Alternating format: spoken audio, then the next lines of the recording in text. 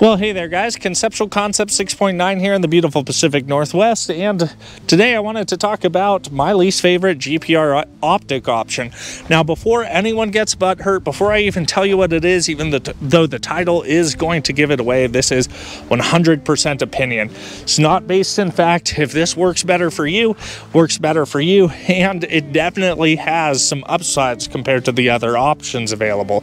However, in shooting thousands and thousands of rounds between things, and now that I finally have my hands on a good LPVO, well, middle LPVO according to Brass Facts, but a decent LPVO, my thoughts have shifted away from that being my least favorite, and now we're on to red dot magnifiers. Now, if you love red dot magnifiers, they have some really good things going for them, and I think they're an excellent choice. Just out of all the options, it's become my less preferred option, if you will, and we'll get into the reasons why.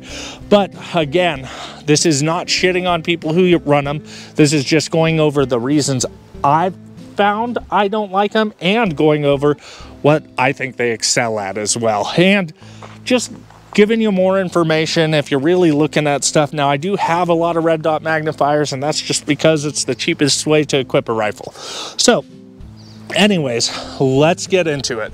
Now, I do want to note, just as a standalone one-times optic, I think the red dot magnifier is the best.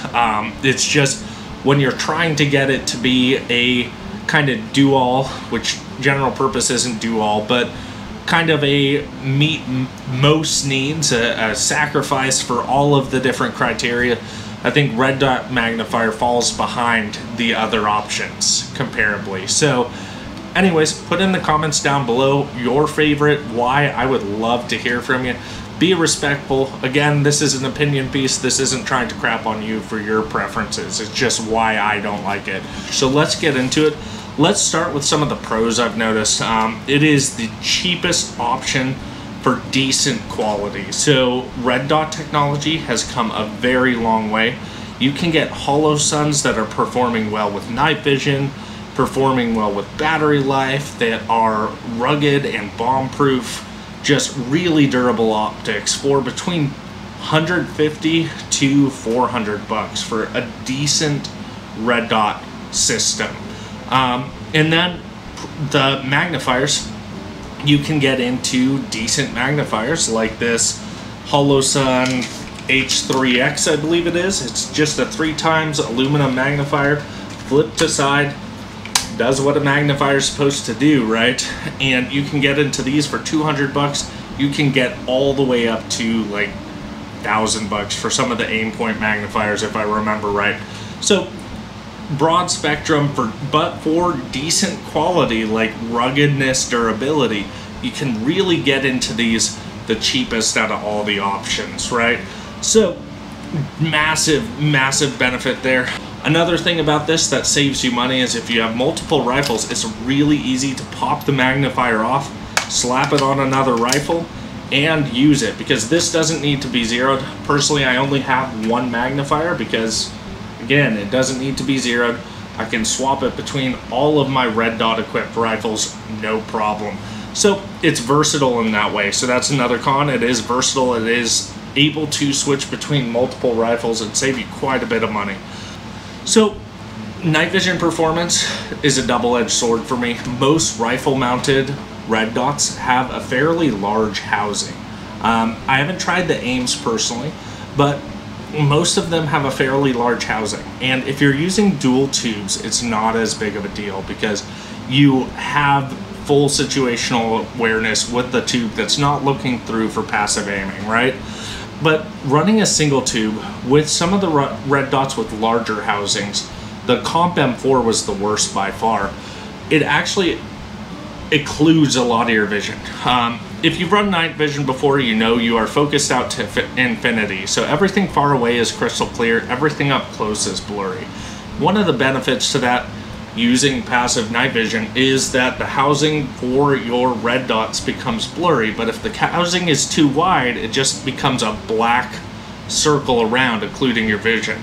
So some of these rifle mounted red dots are just not as good for passive aiming as those micro dots that go on prisms and go on top of LPVOs and MPVOs, where the housing is so small and thin it just disappears. It looks like under night vision you've just got a floating dot in the middle of your vision. So for single tubes, I'm going to give the edge over this to the other options, because you end up with a thinner bodied red dot that performs really well under night vision versus this. Dual tubes, not so much, but single tubes, I really do believe that. So next up is it has the best 1x performance. So once you take this magnifier off, which is another benefit, you can pop this off, reduce weight on your rifle, keep it handy. When you need magnification, just pop it back on. But these do have the best 1x performance. So the 1x performance on this is bar none. Red dots for shooting from weird positions, all that stuff. It beats the snot out of a LPVO where you have a definite eye box that you need to be behind. This, so long as you can see the dot and your red dot doesn't have an insane parallax, talking to you original MROs. But assuming those two things are good, you're able to take accurate shots and make hits from really weird positions. It's also just faster. You just put the dot on top of the target and go. So a lot less thought on that. So next we're going to be talking about cons. So biggest one in my mind is you have 4 pieces of glass to maintain and 1 aiming solution. So this leads to multiple issues. Typically you will have the worst in class out of all of these magnification, glass performance, just clarity, because you're stacking 2 different optics. On top of that, red dots need some reflectivity to be able to reflect the LED. Holographics, not so much, but red dots are definitely going to suffer here. Your prism optics, you can definitely get good ones, but you are stacking glass. So even if you have decent glass here and decent glass here, you're stacking those tolerances, you are definitely losing some glass clarity there.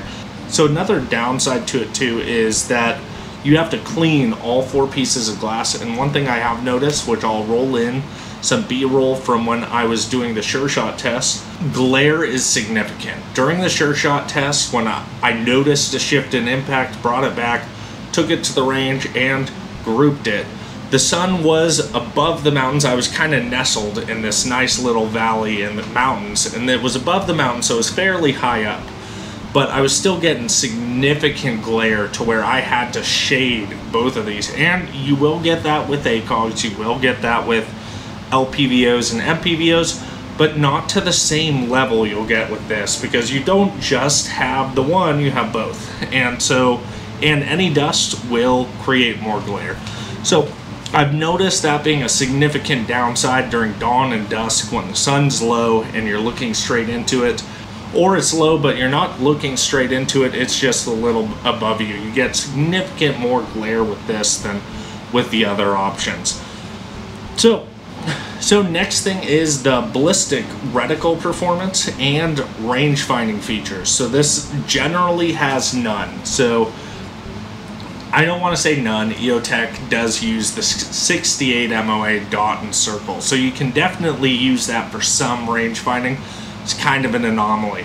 But generally you don't have that in the higher quality optics. Now you can get different red dots with ballistic drop compensation and different holographics. The EXPS 3-4 has that, the HoloSun, or the Primary Arms ACSS has that as well. But I did do a review on the ACSS, and I found that it kind of gave you the worst of both worlds personally. Where you end up with a line at your 1X where you can't really differentiate your mechanical offset at close range. And because it is a ballistic reticle, you should zero it at 100 yards to compensate. So you will have a mechanical offset going out a lot further. So you got that line blocking a lot of it, making low probability shots, 8-inch poppers and stuff at 50 yards.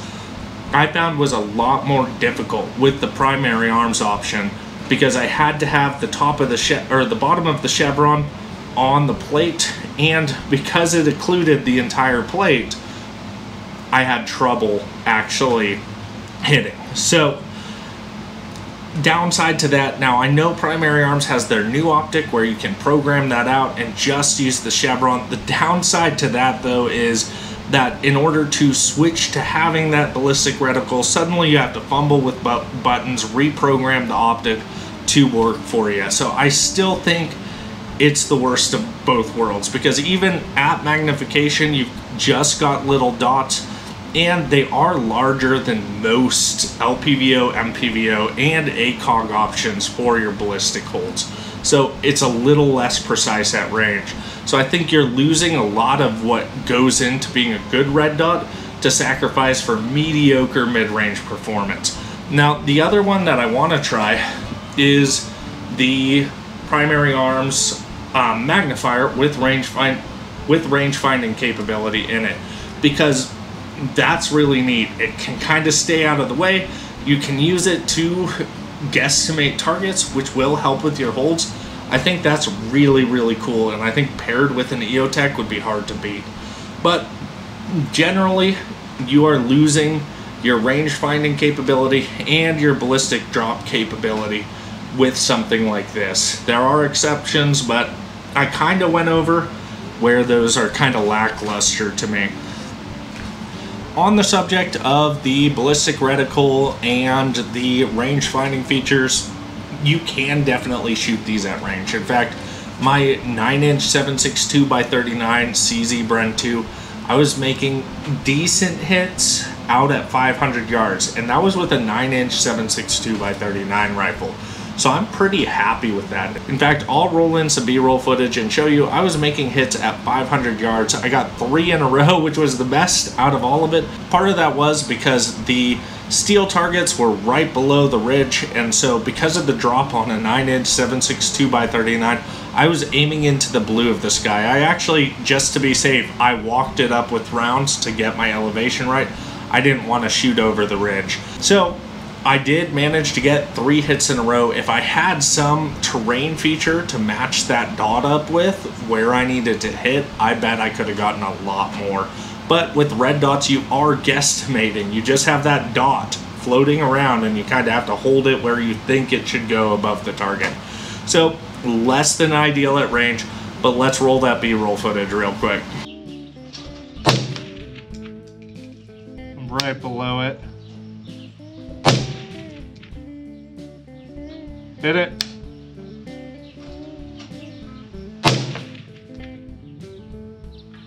Hit it. Oh, yeah.